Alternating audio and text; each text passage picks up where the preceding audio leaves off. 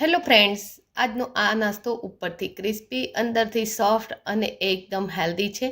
તો friends, રેસીપીને last સુધી જોજો. રેસીપી ગમે તો વિડીયોને લાઇક અને શેર કરજો. આજની આ રેસીપી બનાવવા માટે આપણે એક વાટકી મગની દાળ લઈશું અને એને સાફ પાણીથી 2 થી 3 વાર ધોઈ લઈશું. તો ફ્રેન્ડ્સ, રેસીપીને આગળ જોઈએ તે પહેલાં એક રિક્વેસ્ટ છે. તમે મારી ચેનલ પર નવા છો અને હજુ સુધી મારી ચેનલને સબસ્ક્રાઈબ નથી કરી તો કરી લો. બાજુમાં આપેલા બેલ આઇકનના નિશાનને ટચ કરી ઓલના નિશાન ઉપર ક્લિક કરો, જેથી કરીને તમને મારા નવા વિડીયોની નોટિફિકેશન મળતી રહેશે.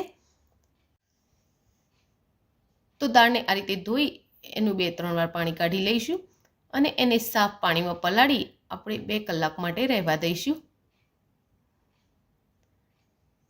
2 કલાક બાદ એ સારી રીતે ફૂલી ગઈ છે અને હાથ વડે આ રીતે તોડતા એનો દાણો પણ તૂટી જાય છે. તો આનું પાણી હવે નિતારી લઈશું અને મગની દાળને આપણે મિક્સી જારમાં લઈ લઈશું.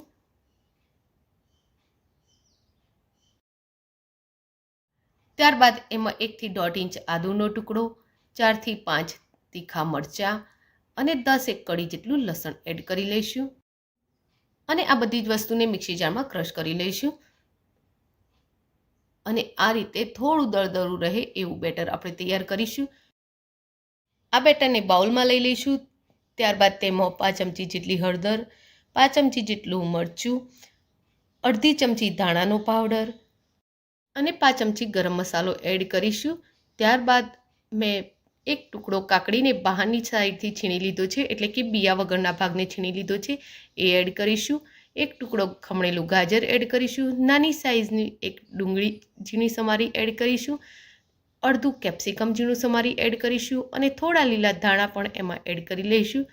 ત્યારબાદ એમાં સ્વાદ મુજબ મીઠું એડ કરીશું અને આ બધી જ વસ્તુને સારી રીતે હલાવી પહેલાં તો મિક્સ કરી લઈશું.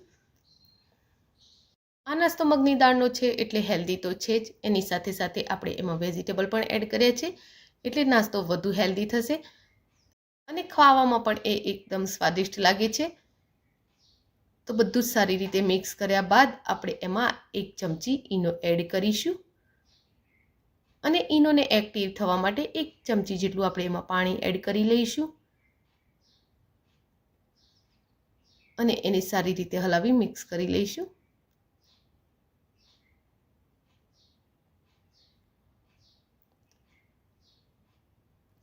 ગેસ પર આપણે પેનને ગરમ થવા મૂકી દઈશું અને એના દરેક ખાનામાં 1-1 ચમચી તેલ રેડી દઈશું. ત્યારબાદ આપણે જે તૈયાર કરેલું છે બેટર, એ બેટર લઈ લઈશું અને નાના ચમચા વડે દરેક ખાનામાં થોડું બેટર મૂકી દઈશું. તો ફ્રેન્ડ્સ, જો તમને મારી રેસીપી થોડી પણ ગમતી હોય તો એને લાઇક અને શેર કરજો. અને હા, તમે મારી આ રેસીપી ક્યાંથી જોઈ રહ્યા છો એ પણ મને કોમેન્ટ બોક્સમાં જરૂરથી લખો. તો આ રીતે આપણે દરેક ખાનામાં થોડું બેટર મૂકી દઈશું અને એને ઢાંકી અને સહેજવાર માટે આપણે ચડવા દઈશું. સહેજવાર ચડે એટલે આપણે એને ફરીથી ખોલી પલટાવી લઈશું. તો એની નીચેની સાઈડે ક્રિસ્પી થઈ જાય એટલે આપણે એને પલટાવવાનું છે.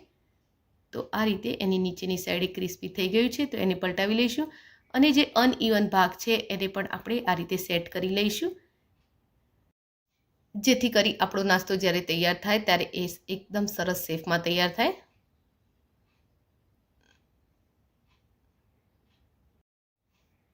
તો આ રીતે આપણે બધા જ પીસ પલટાવી લઈશું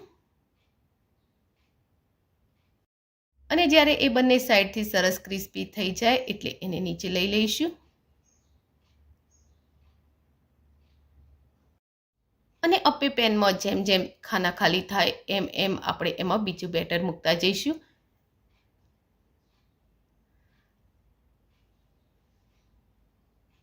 અને આ રીતે આપણો બધો જ નાસ્તો રેડી કરી લઈશું.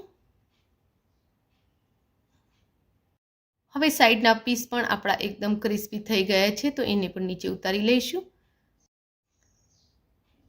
તો આ આપણો મગની દાળનો નાસ્તો તૈયાર છે, જે ઉપરથી એકદમ ક્રિસ્પી છે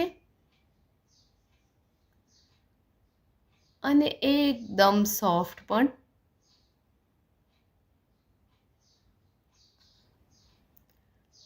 અને તેની સાથે સાથે એ એકદમ સ્પંજી પણ છે.